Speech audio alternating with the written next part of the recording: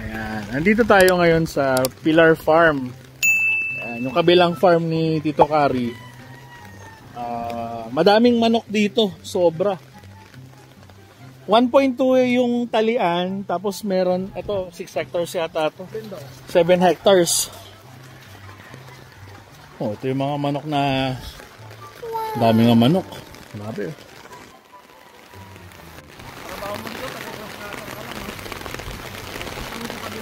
Sobrang daming manok. Dito itong mga ano na to, pulet na to, ano to?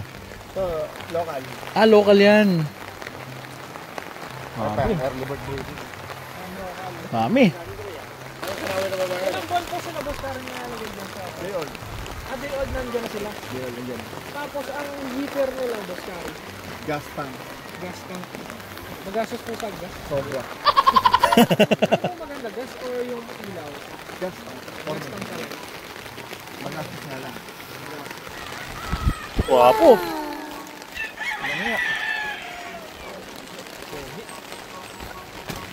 Ayan, dito tayo sa Pilar Farm, Tito Kari Chua, kasama si Billy and Kanokma.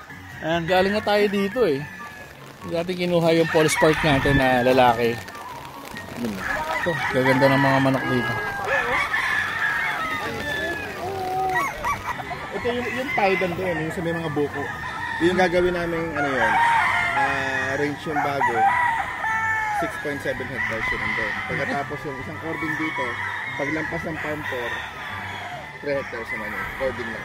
Pila ng kasya dito na sa i-range dito sa ano? 6.7? Yung cording dito, 812. Grabe. Puno, 812. Pagkatapos, 400 dun sa farm 4. Oo. Sa baba, sa farm 1, sa Pilar, 360. Wow. Grabe, dami. Conditioning lang naman yung sila. Oo. Libo-libo. Libo-libo. Pero dito ilan, sa ano, local, ilan ka? Ilan ang production mo ngayon? Ang early bird, Studs. ang early bird 700, ang naitali 776. Ang naitali. Ano yun eh, almost 900 yun. Siyempre, nagkal yung mga quality control. Marami na tinanggal. Ngayon yung local, nasa 450 ang itatali. 450. National kaya dito? Ang national naman, nasa 700 din. Mas konti local, no? Medyo may XL na pa naman local. Early bird national, madami, no? 700, 900 din yung ano, yung national. Siyempre, magkakalka pa din din. Mga 700. 700, grabe. Pasado. Pero dito ilang batch ka sa early bird, ganun? Dalawa lang. 2 batches. November. Pagkatapos, ang local, December, January. Pagkatapos, ang national, late January, February born. Para, ano, Maganda. Bull hens, dito gumagamit ka pa din. Up to ilang taon, babae? hanggat nagpo-produce sila. Kasi, hanggat ako meron akong ginagamit yan, 9-year-old. 9-year-old na inahin. Golden hen ko yun. Kumbaga, doon nagsisimula lahat yung mga gusto nating manok. So, habang kaya nila mag-produce, sige lang. Grabe, 9 years old, no? Max 9 years old. Ano lang dito, tiyagaan lang kasi Kasi meron naman taon talagang hindi sila fit mangitlog. Ano yung gamitin? Pagka sumariwa sila, gamitin mo. Pero pag wag mo silang persahin. Yung 9 years old, ano na siya? Malakas pa rin po ang similya. Hindi ko masabing malakas eh. Kasi, syempre lesson na may edad na sila. Siguro at least kung makasampu siyang itlog, mapisa yung dalawa. happy na. So, happy ka na. At least, Kasi ano kumbaga talaga through the years, nagpuproduce pa siya. Kasi yung mga gano'n naman yung mga gano'n naman age ng mga babae, kumbaga, hindi mo sila pwedeng persahin. Hintayin mo yung availability nilang fertile sila. So, makikita mo naman, pagka healthy sila, ibig sabihin, mag-e-egg, mag-delay pa rin sila ng egg. Hindi lang natin alam kung mapipisa pa. Oo nga. Parang babae lang yan. Ano yan? Single Pagka kasi, meron di ba, menopause.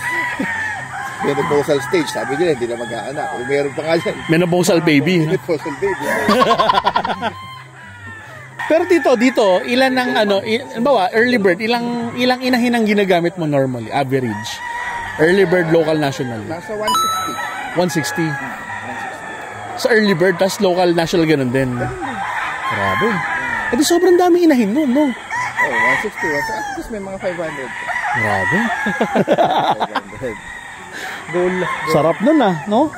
Pero kailangan, bago ka makapag-produce ng gano'n, may mga buyer ka rin, diba? Oo. Oo, dapat may kasi mahirap ngayon, hindi naman mura yung feeds. Oo. Hindi naman mura yung sweldo ng mga tao. Hindi mura ang bakuna. At lahat ngayon mahal eh. So kailangan mong rin. Pagkatapos nandiyan pa yung mga challenges na dapat i-anticipate mo dahil hindi natin alam ang daming mga variant ng mga virus yung mga lalo sa mga gintail. So hindi ka pa pwedeng humanap ka ng target mo kasi nga livestock yan, may buhay yan. So for me, kung ano lang yung kaya ng lugar, kaya ng bulsa, dun lang, wag lang yung maging greedy na Sobrahan na kasi kayo din na mag-suffer saka yung quality rin na mag-suffer. Tama nga yun. Mas maganda yung mas maluwag talaga. Yung tama yan. Maluwag sa space mo. Maluwag sa Oo, halimbawa yung dami, dapat mas malaki yung space mo. Ngayon, sa technology naman ngayon, madali na magpadami. Kaya lang, syempre, yung spacing. saka yung budget, no? Oo, yung Isa pa number yun. one. Oo, kasi ang manok naman, hindi mo pa pwedeng sabihin na wala tayong pampatukaw, wala kayong kumain. Ito lang muna sa ngayon. O, fasting tayo ngayon.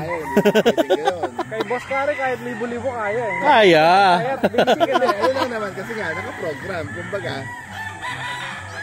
pupundahan mo. Kasi mahirap yung magbabaka sakali ka na, kaya mo yan, pagkatapos magkakaroon ng problema, asan dami mo manok. So, parang di ba? Sobrang sakit sa ulo. Masakit talaga sa ulo. At saka bago napunta si Tito Kari sa ganyan, na yan, proven and tested na yung sistema. Diba? Unti-unting dinaasan yung production. Hindi, naman kumbaga, hanggang ngayon, learning pa rin tayo. Hindi mo naman kasi, every year, merong bago. Every year, merong mga technology na bago. So, ganun ang minsan, maganda production mo, susunod na taon, masama. So, kumbaga, unpredictable talaga ang breeding. Hindi basta-basta breed ka lang. Dapat yung mga consequences na darating sa mga challenges, anticipate mo na. Paano po ba malalaman pag naging successful ang breeding? Basta. Pag nanalo ang manok mo, Pag nanalo. pagka medyo yung batting average mo, 50 pataas, dapat happy ka na. Kasi wala naman sa mga breeder, pagka natatawa nga ako doon sa mga sa mga interview, 90% winning, 80% winning. Pagka ganun po ang breeding nila, hindi na po ako mag-breed, bibili nila ako naman sa kanila. So, mayamang-mayaman na talaga sana sila, di ba? Parado nila. Maka 50, batting average sa 55, 60, okay na yun. Saka dapat talaga, ilaban mo yung manok mo. Laban talaga. Kasi pagka inilaban mo yung manok mo, nakita nila, nag-perform, hindi mo na kailangan Mag-post. yung mga post. Hard sell, no? Hanapin ka nila. Sabihin, yung mga bata na to, galing ng mga manok. Kita nila. So, yun, for me, dapat, pag nag-breed ka, Testing din. kahit hindi ka gambler, syempre, laban mo rin yung manok mo. Kasi hindi ka naman mababandingan ng mga asosasyon ngayon kung hindi ka lalaban, di ba? Yung iba kasi hinahabol na mababandingan lang para maibenta yung manok. So, yun. For me, yung testing ground yan sa mga. Para makikita mo rin naman para next year kung makapag-adjust ka kung ano kulang sa manok mo or sakto na. Yun. I-repeat na lang pag sakto, no, Tito? Improve pa. Improve pa. Kaya nga yung sabo ngayon, never ending learning yan. Kumbaga, taon-taon yan, gusto mo lahat ng magmamano, lahat ng sabongero, gusto nila i-improve pa yung manok. Basta learning, continuous learning process talaga. Oo, walang yan. Saka walang masasabong, walang magaling. Champion ka ngayon, bukas zero ka. Pero dito, ikaw, nasa zero ka din. Lahat naman, oo naman. Talaga Diba? normal. Hindi mo nakaraan, champion ka. Oo. Tapos sunod, puro zero. Hindi, nag-back-to-back champion ako. Tama, di ba? December 27, January 3. So maganda yung end ng taon, maganda yung simula ng taon. Tapos ilang zero yun dito. Puro zero. Normal naman. Normal sa bunga mo. Pag puro ka panalo, wala nalalaban sa Saka mas lalo ka manggigigil eh. Puro talo ko ngayon ha. Kailangan wala tayo, magsikat tayo. Oo. Sa sabong, wala yung perso dali. Kunyari, pinalo ko nito, gaganti ako. Wala, talo ka pa din. The more nagigil ka, no? Oo. The more nagigil ka, the more matatalo ka. At saka wala talaga dapat yung babawi ako dyan, ganyan. Walang ganun. Nagkataon lang din na syempre, yung kalaban naghanda din eh, di ba? Saka sa, ngayon, sa higpit ng labanan ngayon, walang backyard, walang big time, walang big names. Pare-parehas lang. Pare-parehas na dito, no? Lalo na lang sa stag derbies. Kasi pare-pareho edad. Not like sa sa CAC, marami sila, yung mga talagang mga lumalaban, marami silang selection ng CACs. Hindi kagaya ng iba na kukunti ang CAC. So, medyo lamang. Pero pa ikaw, Boss Kari, sa CAC, nag-iipon ka na rin po. Nag-iipon ka rin po. Meron din. Meron din akong mga CACs na kaso nga, ang laban ko sa CAC, hindi Ilan-ilan lang. Pasulpot-sulpot lang kasi nga hindi naman ganun karami ang CACs. Pero puro bigay dyan, Boss. Hindi naman, meron ding Oy, taga lang pala, speaking of stag, no? Boss Kari, invite natin. Boss, pwede ba? Oo. Ayun! Yun, August 1. August 1, baka sa Bakal 6. Kasali na si Boss Kari. Sige. Ayan. Sabi nga ni Boss Kari sa akin kahit mag-ubusan tayo ng stag Yun. Bakal sa Bakal 6. Abangan. August 1, Boss Kari. Actually kasi namis ng tao si Boss Kari. Oo. Nung sumali siya, di ba? Hinahanap ko, grabe hype. Sobra. Oo. So, Boss, thank you. Anong nakaraan? Thank you po. Thank you. Saka kay Boss Jing. Tito, anong difference ng paghahanda ng stag versus ka? Kasi stag season na eh. Ano bang maipapayo mo, Tito? Ang depende naman yan sa sa linyada na hawak mo. So hindi naman lahat ng linyada ng mga bloodline ng manok na pare-parehas ang approach sa paghahanda. So pagka ikaw nag-breed, alam mo na kung paano mo sila handa. For me, tanggalin mo lang naman ang ilap nila, dapat healthy sila. Magaling ihanda ang stag. For me sa observation ko kasi oras na itay mo yung mga stags na yan at healthy sila, sanay na sila sa ruweda, sa lupa, madaling yan, maigsi kasi ang labanan ng stag kumbaga preparation nila maigsi. So yun, bumabase ako dun sa health ng mga manok, saka yun dapat yung bloodline na ilalaban mo, alam mo na pang stag sila. Ang bitaw nila, Boss, mga ilang weeks sa isang Iba-iba ang sa mga nakikita kong handlers, iba-iba. Meron sa araw-araw. Ako naman kasi meron akong manok na 3 beses binibitaw sa isang araw. Talaga?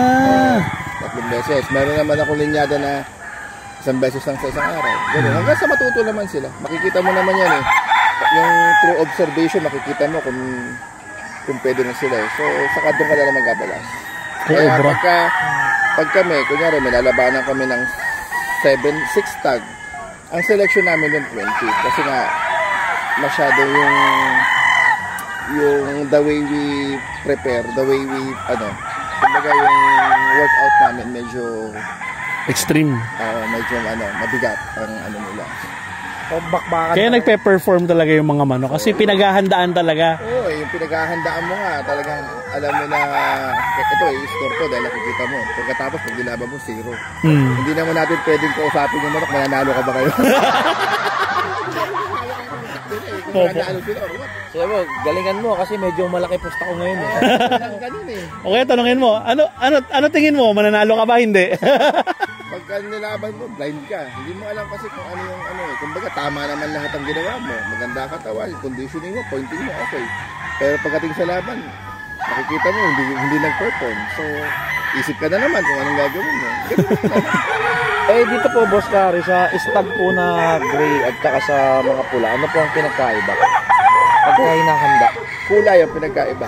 Yun. Pero po sa Hindi, kasi ako pagka pumili ako ng nag-select ako. kabisado ko na sila. Alam ko na kung pwede na silang ipasok sa conditioning camp. Alam ko na. Kasi nga, kilala ko yung manok ko eh. Pero kung yung tatong mo, kung yung pagkakaiba nila sa palo, pare-parehas lang. Kasi ang selection ko sa breeding, gusto ko, kahit iba-ibang linyada niyan, mapa-sweater yan, pula yan, sweater yan, gray yan, or off-color yan. May ang style ng palo nila, gusto ko iisa. So para pagdating sa hindi na sila, kumbaga, alam na nila sa isa't isa kung ano ipapalo nila. Yung yung style ng game nila, ng bitaw nila. Grabe oh. Iba. Tito, ano yung mga nadagdag na linyada mo dito? Ganun. Jenkins, hindi? Jenkins, meron ako, 2019 pa yan eh. So, sabi nila 5K daw. So, tinry ko sa mga 5K ko. Okay naman so far. Kaya lang, hindi ko lang alam kung magala sila hanggang dulo. Opo. Pero andyan lang sila. Ayun. Yung mga gusto niya ng mga poging manok, mga inanak. Marami kay Tito Kari, mga Jenkins. Huwag kayo mabasa sa pogi lang. Pagkatapos hindi mananalo. Hindi, tsaka ano eh. Hindi, basta nasa Pillar Farm, mananalo yun. Nakita natin si Boss Kari, talagang nag-ano pa rin, nag-experiment pa rin. Oo, lahat yan. Basta may niya, true experimental pa rin. Ngayon, pagka nakaka-create ka ng linyada mo, kasi sa totoo naman, wala naman talagang sariling linyada, lahat yan may pinanggalingan. So, ikaw na lang ang magpo-propagate. Ikaw na lang mag-i-improve. Yung sariling timpla dito, no? Like sweater, sa dami sweater. So, pag tinanong mo ano yan, sweater, 5K. So, yun. Kaya hindi mo pwede pakalanan yan kasi hindi naman sa'yo galing yan. Opo. Diba? May pinanggalingan talaga. May pinanggalingan yan. So, yung sa atin na lang, kumbaga, branding na lang.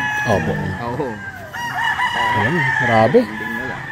Iba talaga pagka experienced breeder ka. Veterano. Master breeder talaga si Master breeder, tsaka Tito Kari. Wala pa tayo sa master breeder. Malayo pa tayo.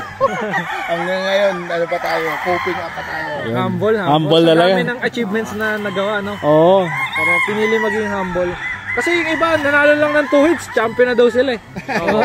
Champion. Yayabang na. Nagmamahal na ng presyo. Dapat pagka natalo kayo, nakataas pa rin ang ulo nyo. Hindi na kayo. Pag tinalo kayo nung hindi nyo kayo kaibiganin nyo. Kasi, di ba, ako ganun eh. Pag tinalo ako, ang galing na naman ako. Alam ko magaling. Pagkatapos tatalunin ako. Hindi ako magagalit sa tumalo sa akin.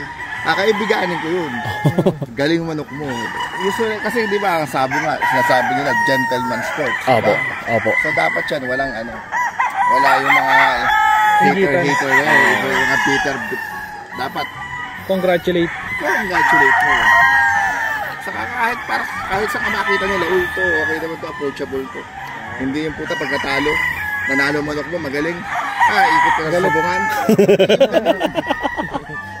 Totoo yun. Totoo. Yun yung ibig sabihin ng sportsmanship, no? Oo. Sportsmanship yung pag nanalo manok mo, nag-perform.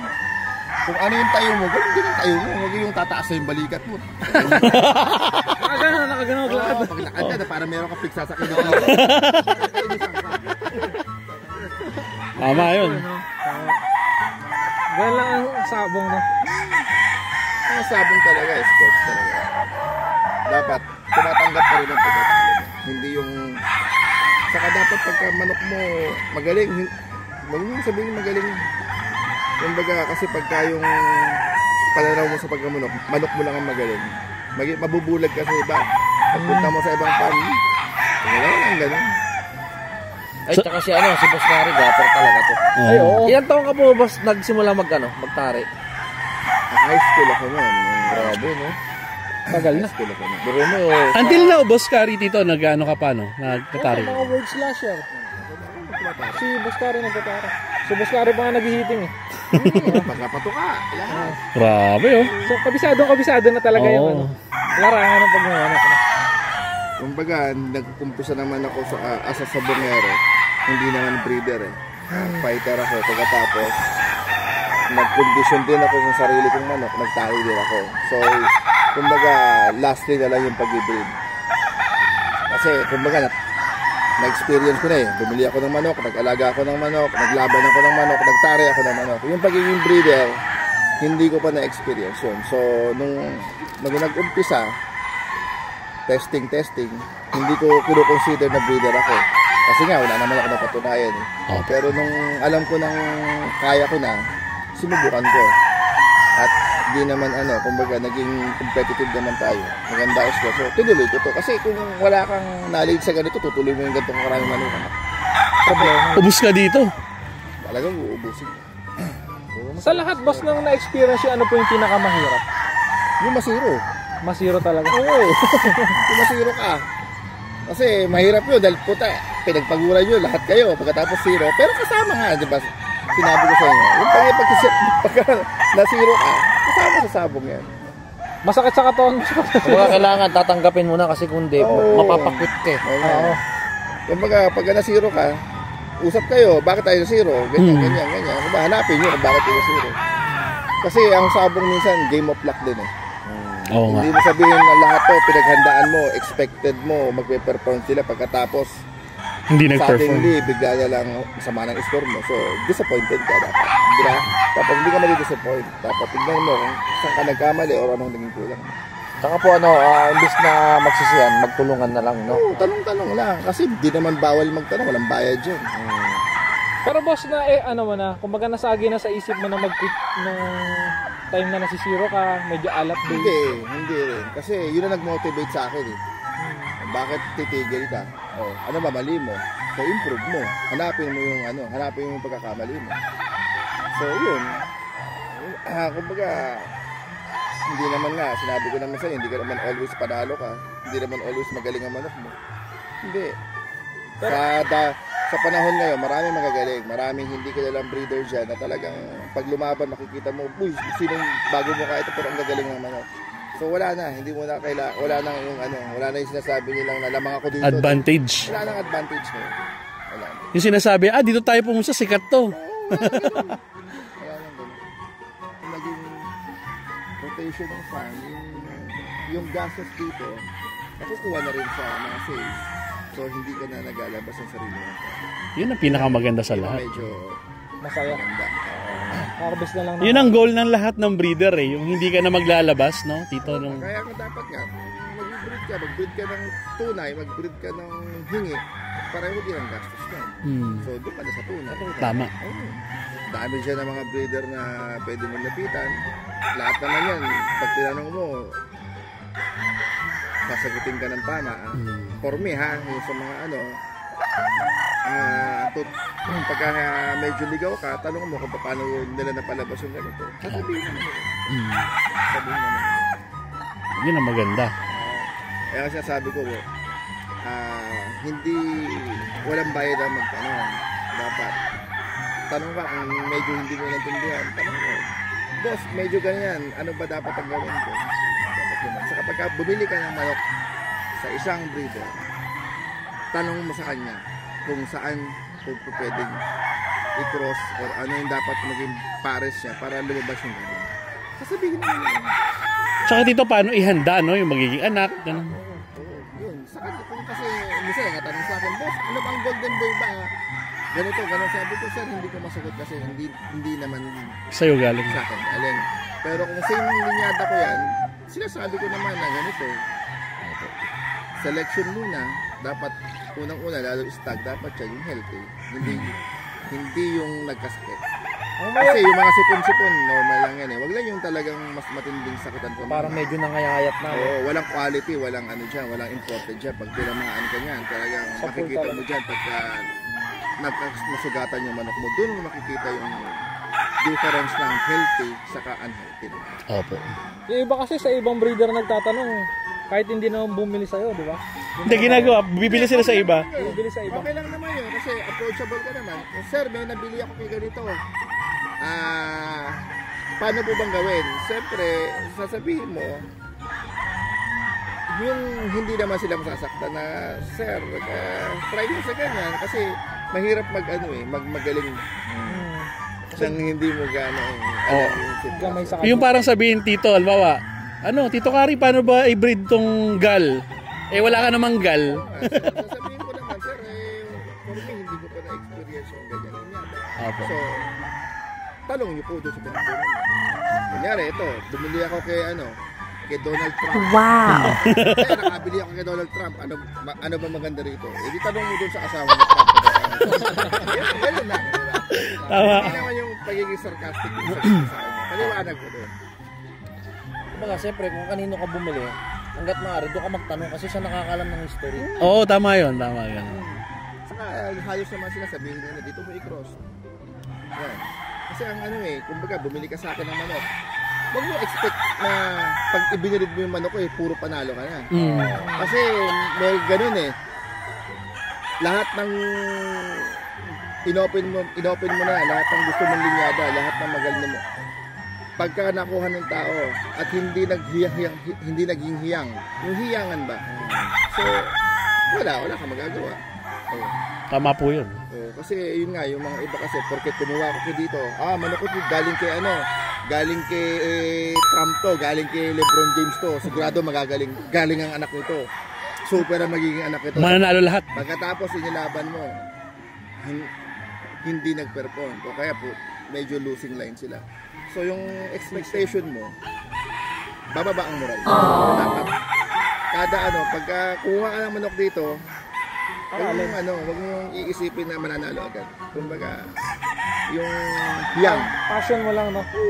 Kumbaga, tuloy mo gamit yung passion, hindi lang dahil sa panalo. At saka baka hindi lang kasi tama yung crosses mo. Hindi kasi kahit tama rin Kahit kumbaga, meron kasi mga may mga buyers kasi na, boss, bili ako ng tryo, ikaw na mag-set.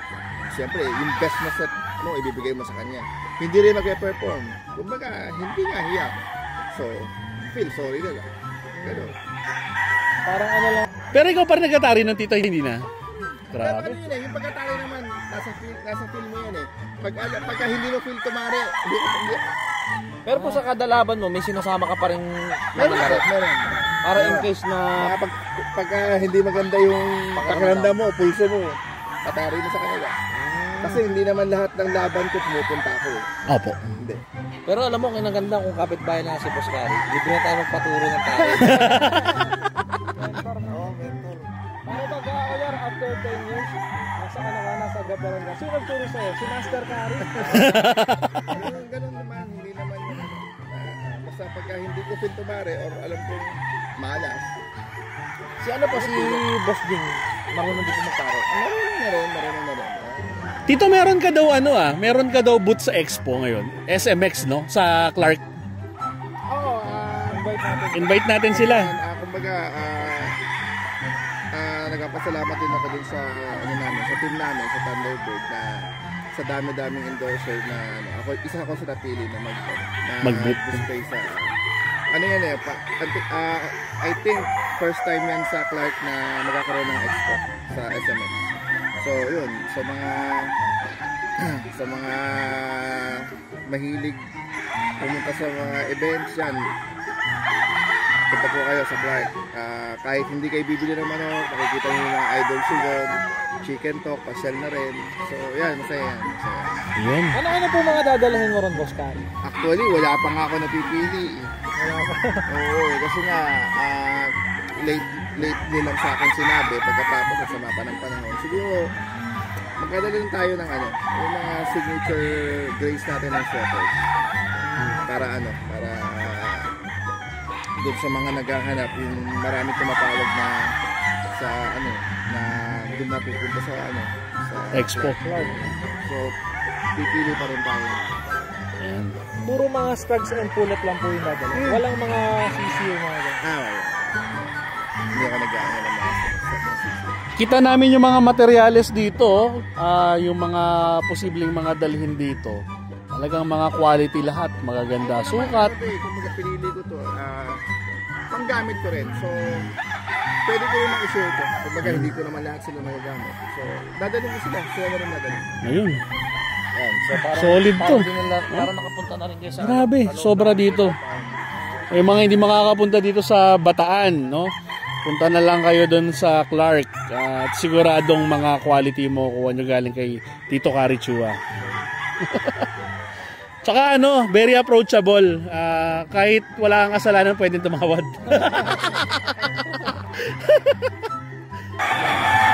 Yun, no? Ito yung tatay ng natin. Gold natin. Galing kay Tito Carichua. Yun, oh. Pagandang manok. Grabe.